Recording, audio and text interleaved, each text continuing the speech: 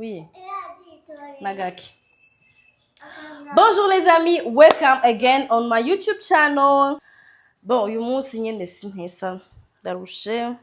Ladies and gentlemen, wow. There's something about this girl, man. From around my head. Never try to hold back your feelings. You just wouldn't say. But when I finally found the words to say. Yeah, aya n'amafaranga umukunzi wacu yaterereye Siren Vibes. Aya nanga sina nayo haru. Ya mpayenda yabika direct. 1 2 3 4 5 50 000. Thank you so much. Bisous. Toujours un bisou ku bakunzi bacu bose baguma duterera. Even now mu marundi, mu madolari, mu mayero, mu mayuane, mu makongomani, mu maki. Ko ndakubwira ikintu kimwe rero. Udakuye akakajwi kawe muri video yanje no munsi. Ntugire iyo sura. Hey. Uyu munsi ntaje kare kubera ko tomorrow is my graduation day.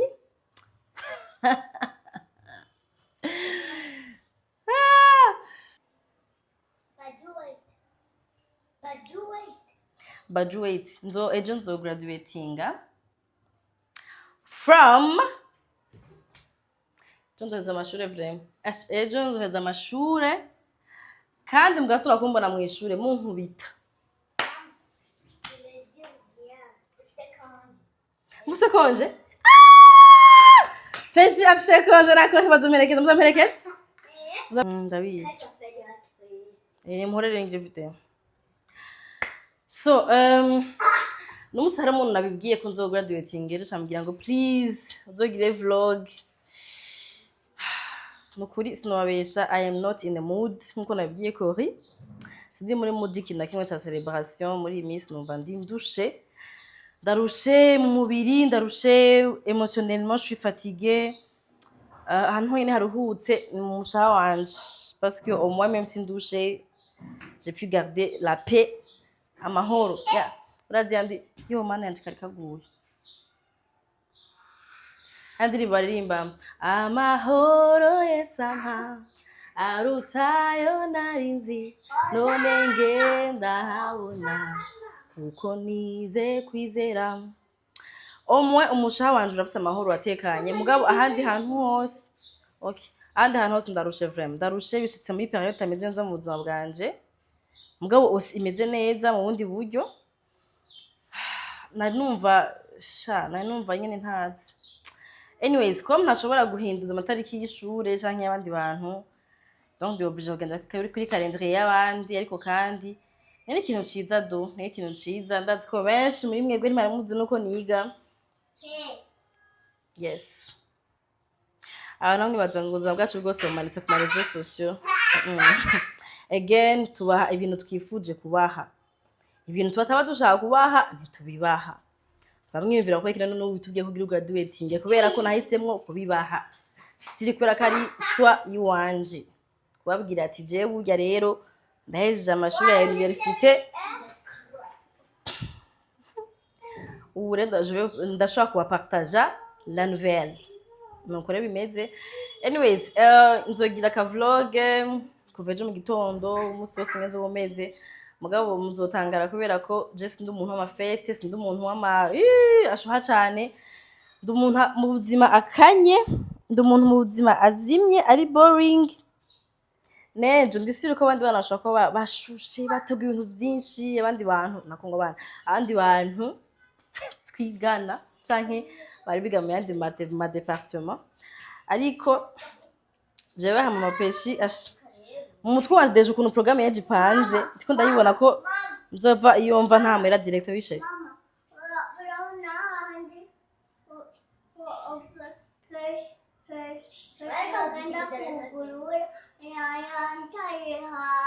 Yagutaye hasi. Pesho taye hasi mwana wanje. Oh yeah. Pore shasheri. Nasutse in case vyoshika nta no muri mood yo kuja muri salon omwenza bavunduruka muhira. Muga nyene mu mutwe ndaberewe do. Asutse neza. Je n'igisiko kiryamye turabashira ishusho. Ndakunda gusigisiko kiryamye niba twigifite inga n'umutwe wanje. Hamwe rero twaratungana gute. Tiens.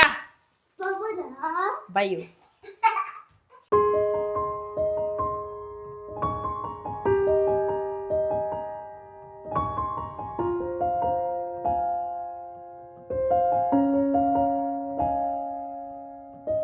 Umunsi wanje uratanguye. Karibu kandi ku munsi wo kuri vlog yanje ya my graduation day. Bon, jewe bien sûr comme d'habitude namancererwa. Ikintu ca mbere kingora no kuva mu nzu. Mugabo mvuye mu nzu vraiment ibintu nkora ni Imana yonyene. Ariko le problème ni uva mu nzu ryari. Voilà, mugabo ndahejeje kwitegura ubu nyene ngira ngende kugirisha makeup. Basige because I want to look cute ku mafoto. Huh? Okay? Okay?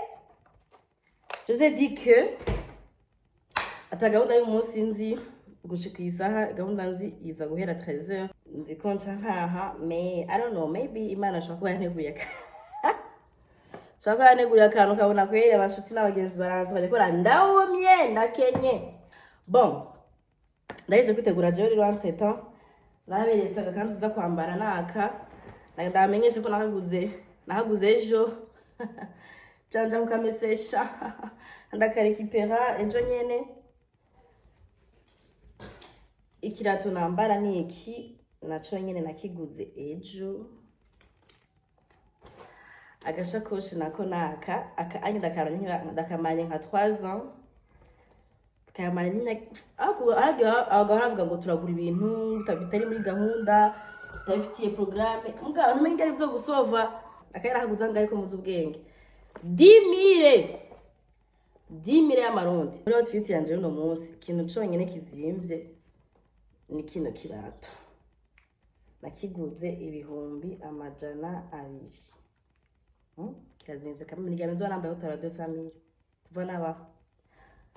Iyi kanzu mubona uko nayiguze 60,000 peut-être 70,000. Kwe kino guri zimo 500 tabifise. Udafise ikintu ifo kuba comble n'ibyo ufise. Aka gashakoshi nakaguze 10,000. Sigura ngo nganamba outfit iri munsi ya 300,000 kuri graduation day yanje. Kandi jisibe ko nzobamberewe kamera.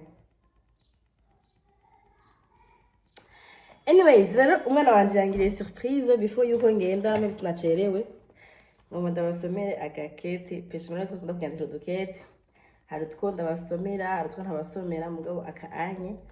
Kariko n'utulove niwe bayagacapse gutya anye. Ari yaranje agacapu tuntu kandi rero ahubwo no musa ntiyacapse. Ubundi hora ca yandika agacancapa ngaha acapa mu mama n'umwana agacandika ku mama ko peshi nakore. Kandi basomere rero kandi baraza kumperekeza twita abana banje. Mama bonjour. Undi yavuze imbere yanje peshe avuze imbere yanje. Yashi yavyose kacha arakandika arakambikira. Mvyutse acarakama. Akabasomere rero. Yanditse gutya. Mama bonjour. Mama ndagukunda. Ndiko ndaryoherwa kubera uno munsi uheza amashuri. Bulletin barayiguha uze kugenda imbere. Oh my god. Owe wa mbere nivyo ndakwifurije.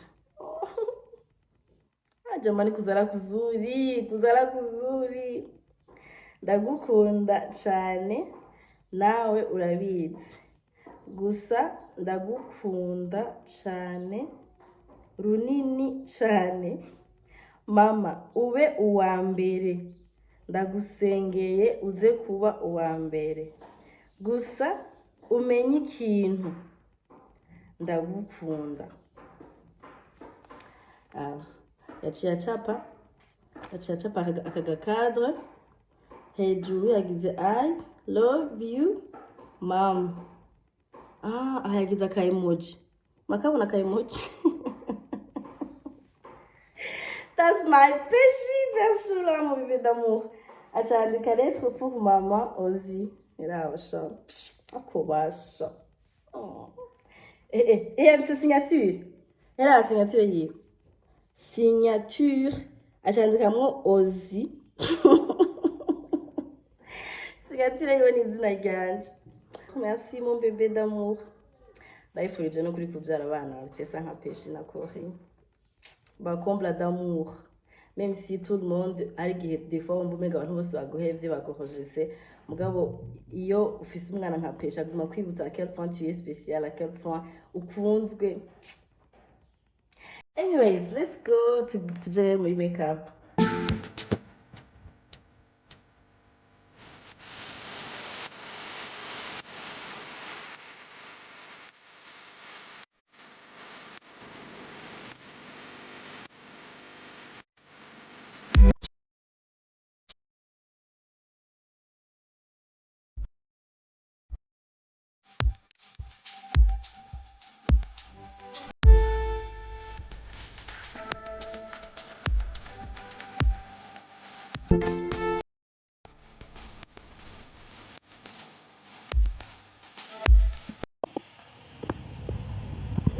Wanahuriki? Waduce makeup? Ucha makeup? Hego? Yesu Kristo kakana karasaza gakankuriki. Umva inakabutura yera niyo wambaye? Wewe umva waichafuje? Nichakubirata. Kugira wankuriki? Nchituma kure sigara riri?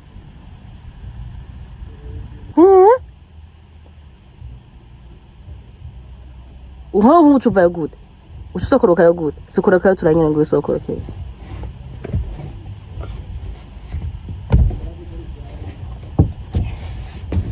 Mambo ndo mwana wanje ari mu bana.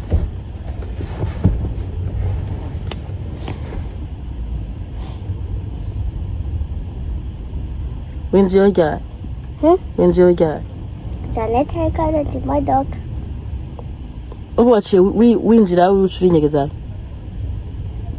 Mwumve ibintu ukuntu bimeze. Basha muze murasangira abana banyu kubera ko nasanze no matter how you can try to be a good parent, Imana niyo ikuzigamira abana.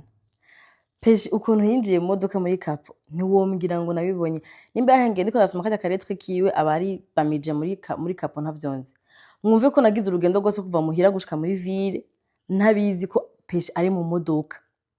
Hama nururutse Jean mpeje guparika imodoka ndano bakaje kavugiye inyuma muri kapo ngo mama ndavuga telefone yanje kwizimije aka kajwi ni video ya peshi nuguruye cyane sinzi ukuntu mpindukiye inyuma ndakabona kare muri kapo umutima washa warumvuyemo ndavuga yo Jean nagize urugendo rwose winyegeje inganyuma nta no gukacura nakaje ngo umve hari umuntu inyuma yo mana aciye avuga ati mana wakoze kunzigamira umwana mugabo nari ndakisha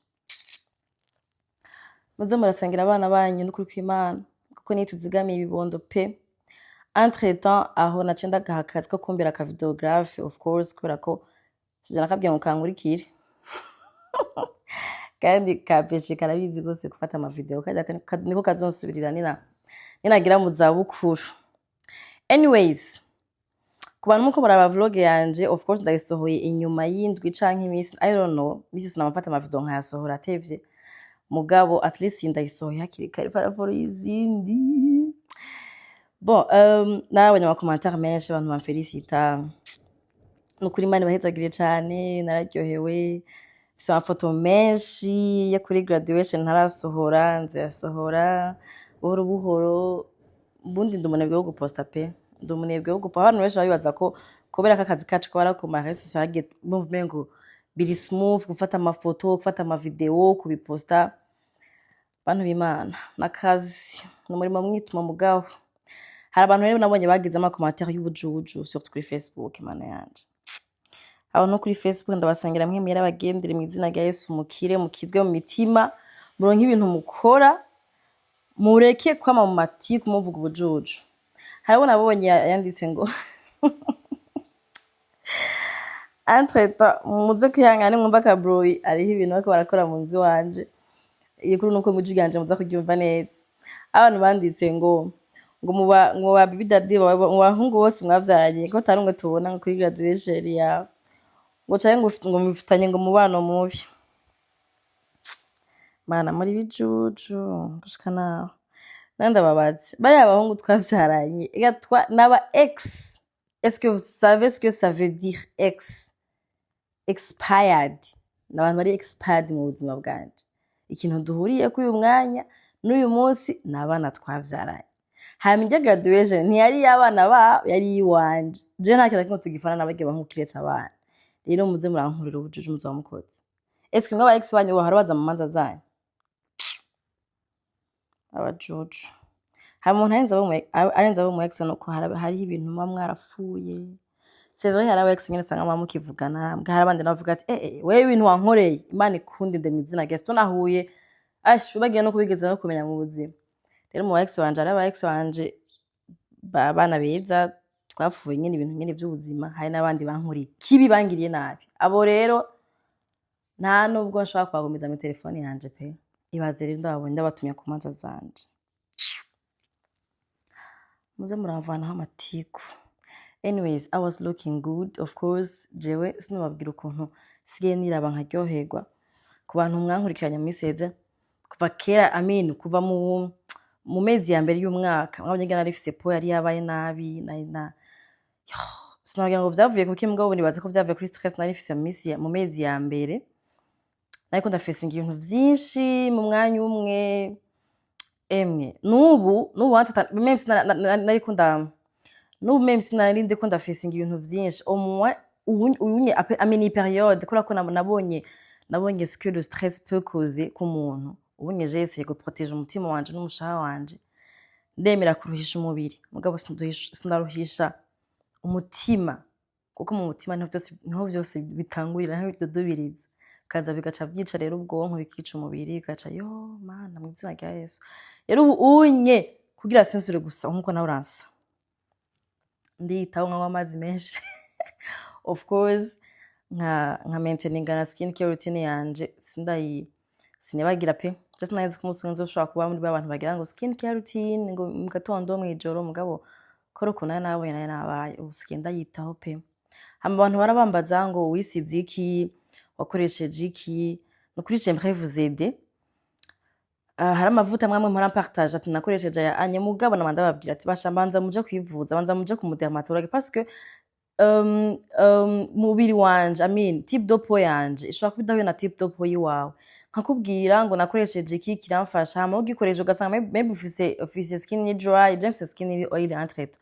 C'est skin oil abantu bafise peau grasse abo murashobora kumbaza ivyo nakoresheje nkashobora kubibabwira. Mugabo nk'abantu muba mutaramenya skin type yanyu mugaca mumbaza ndashaka kubahenda pe nkababwira ngo koresha ibi ugasanga ukoresheje ibintu bigira bituma ahubwo umubiri wawe ngira uba dry gose canke wononekara cane. That's why nta partage n'amavuta nakoresheje vraiment. Mugabo hariho ayo uvuga ati aya kamema comment dire arafitinga n'ama skin type yose kuko murazi ko amavuta asanga askip English afitinga n'ama skin type yose ugasanga ntacari bukugire ntacari bukonone. Ko nanje amavuta nasanga nisigare ari abantu bo mu biruri dry. Bon nyene wasanga ntaci uri bungire mugabo usanga ari kurongereza amavuta menshi mu maso. Umuntu afise isuriri oil kugira ngo akoresha ama produit ashaka kugabanya sebum mu mubiri wiwe. Rero urumva ukoresha amavuta y'abantu bari dry usanga uri kurongereza aho kugabanya. Ndigize mu dermatologue nuko rero look yanje byaheze ibaye patient arasaba ati nanje munsigiye ku munwa. Hama Leslie ataramusiga entre temps mu makeup artist yansize gamusi wa graduation ni Leslie asiga neza kandi aranyarutsa vraiment. En tout cas ico kunyarutsa narakimwe mbwira ati vraiment uranyarutsa mbona barabangirira makeup. Je n'impamvu ntagirisha makeup kwa kumujya mwanya mano ni mwinshi gose gucira ngo gusiga amasaha 3 amasaha 2. Mugabo Leslie yaransize ngira ngo muri moyenne d'une heure yarampejeje. Rero abantu mushaka ko abasiga nta pib yantumye ego ma service narayirihiye mugabo je umuntu angiriye service neza kandi akanyakira neza na madamu ka bonus ka publicity. Abantu bifuza ko basiga muje kuri Instagram mwandike Leslie Makeup mucemo mu DMinga hama abahe ama information yandi asigaye comme numero canke adresse tuje gutora diplome lelo.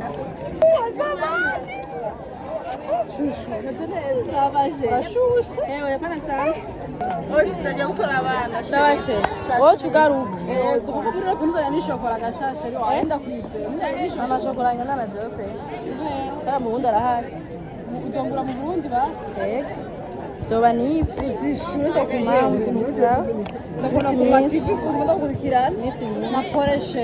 merci mon papa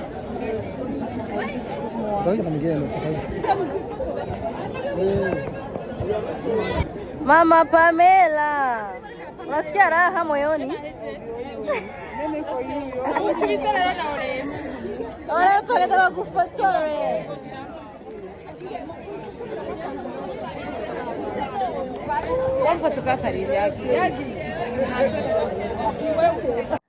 Yes, it's a diploma.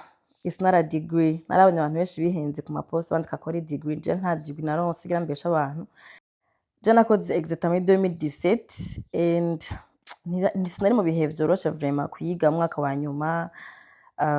Mugabo heureusement malheureusement nabuze 0,5 kugira ngo nshobore gutora examen mugabo still papa niwe arambwira ati shabwo waraciye ubwenge ko wararonse amanota yose nibihe wari urimwo kora ko ico gihe I was pregnant je nize afise inda twita ku bantu batabizi gusa nyene kwije ntibari babizi contuite ni témoignage yene zo babwira ngira kindi gihe ko après narahinduye ishure muri trimestre ya nyuma nja muri privé cyane niga nyene muri conditions zigoye pe urumva ko kwiga ni hari gihe nigira mu makaye y'abandi kora natunda nabi mugacanza kuronka rero amanota meza kuri jewe no ku muryango wanje ko bavuga ati wowe kura waronse amanota nkaya anye wari muri iyo condition abwo uraciye ubwenge rero sinashoboye kwiga degree rero muravyumva nize nanose diploma mugabo no kugira ngo niyo university ndayige ni témoignage ndende pe ko papa igihe ntwanda ya peshi yarababaye cyane mugabo nibaza ko kintu cyane yanje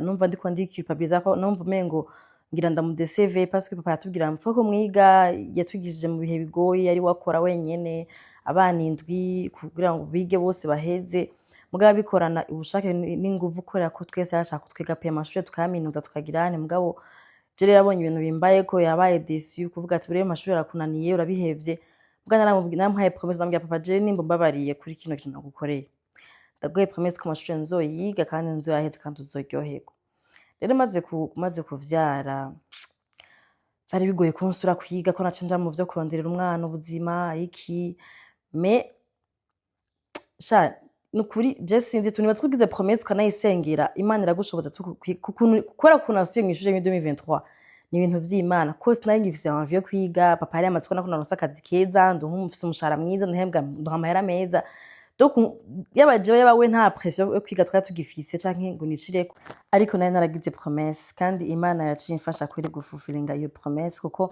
ukuntu asuye mu ishure 2023 ni ibintu vy'Imana pe nta mugambi nta kintu na kimwe nisanze namaze kwiyandikisha tu ndavuga ati ndagiye ku ishuri koranye nta ikintu cyaje cabaye kimapuse gusubira mu ishure hamanye n'Imana irabikora ndiga bigoranye pe kwiga ku mugoroba uvuye ku ishuri urushe ugaca ugenda ukiga n'uburuhe niki defwa bikanka defa nkumva ko ngenda bihebe muganye n'Imana iranshoboza gushika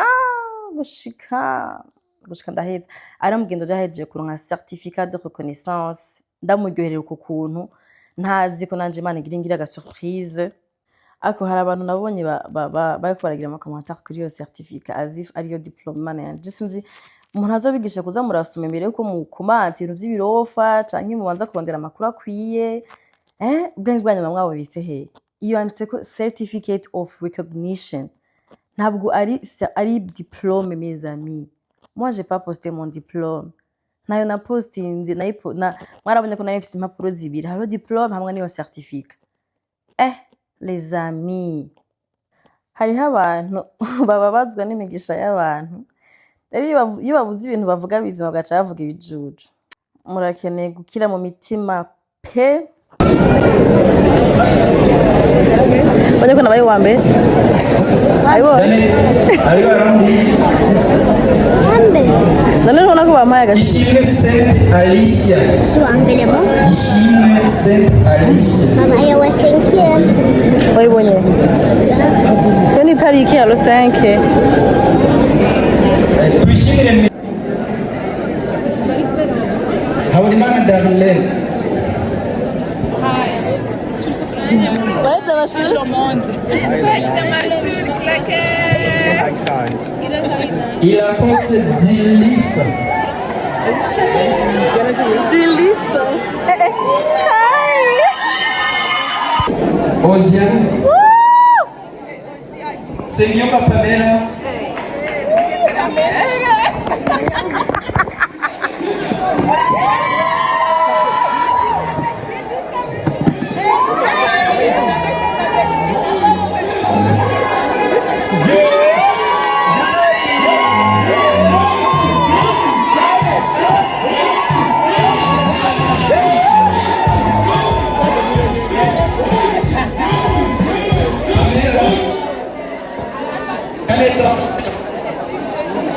Aneta Cornel.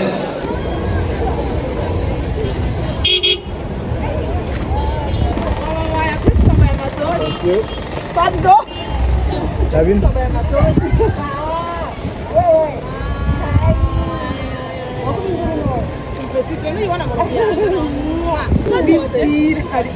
Ei, isso é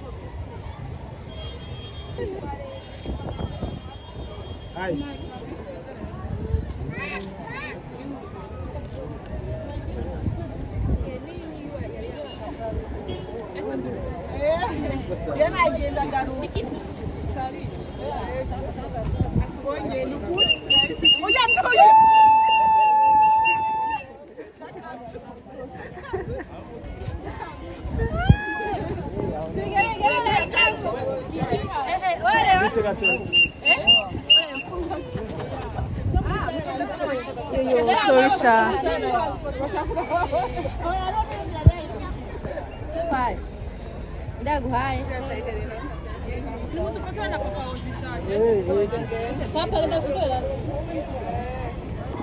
Ni hariya.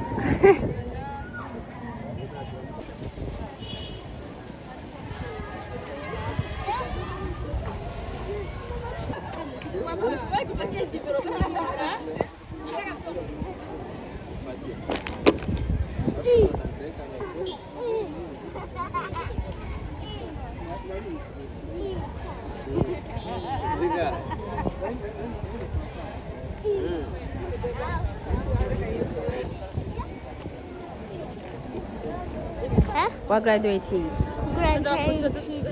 Eh? Graduating. Kuronka diplome.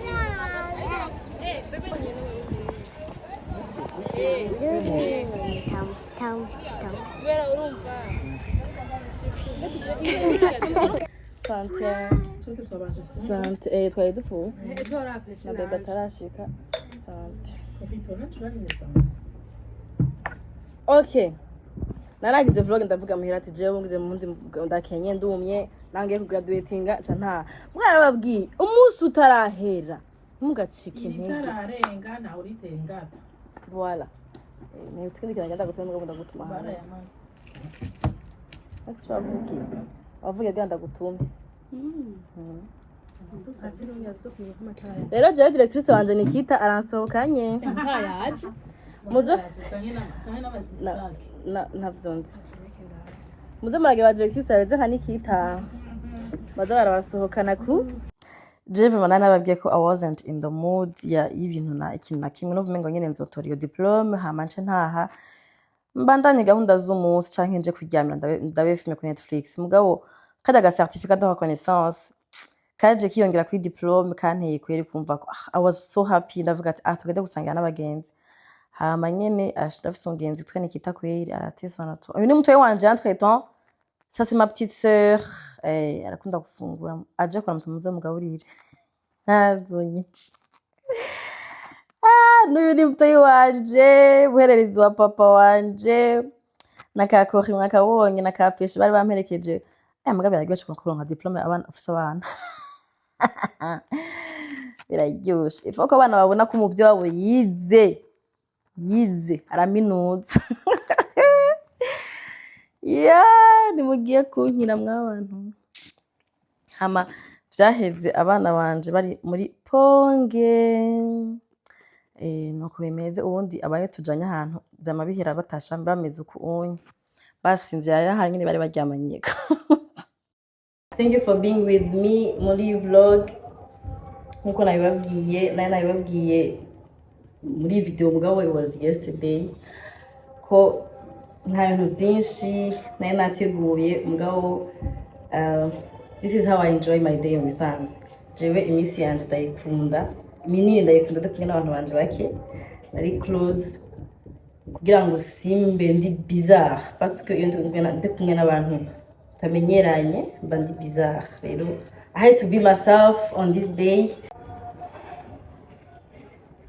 Kada kama jama mugabo ndagyewe cyane Imana yarabikoze byari bigoye ariko kandi hari bavuga ngo ntibyari byoroshe ariko byari bikwiye. Rero Imana yarabizi ko 2025 ariho nzoshobora kugraduatinga kirantevya indi myaka yose kugira ngo bishike umunsi nyene yateguye. Alors merci kuba ariko bara felicita Imana uhezagire cyane nandi ndabakunda cyane hanyuma abariko baranyingishwa nabo abantu bababaye ntumva mega bagira bavomise muzomenyera na pole sana poleni because me I am so blessed and I am anointed so musanzwe kumenyera ko mutamenyere muzogwara imitima because I'm a blessed girl. Only blessings nibihe bigoye bizanye imihezagiro yindi iri inyuma. Yeah, because I believe in that. Anyways, thank you for watching my vlog. Partage cette vidéo si tu as aimé. What else? Et gira commentaire. What else? Shira ko like, ni watwa shira ko like. Sivyo? Nimba wagyo of course. Tajyo na ntakundi yene. C'est la vie. Si mpaka mwese muryoherwe mugabo baryohewe mu mpaka like. Ndakunda cyane. Next time ndabaha vlog zindi za Bulaya kubona zivugiye mugabo natiko next time nzozibaha. I love you.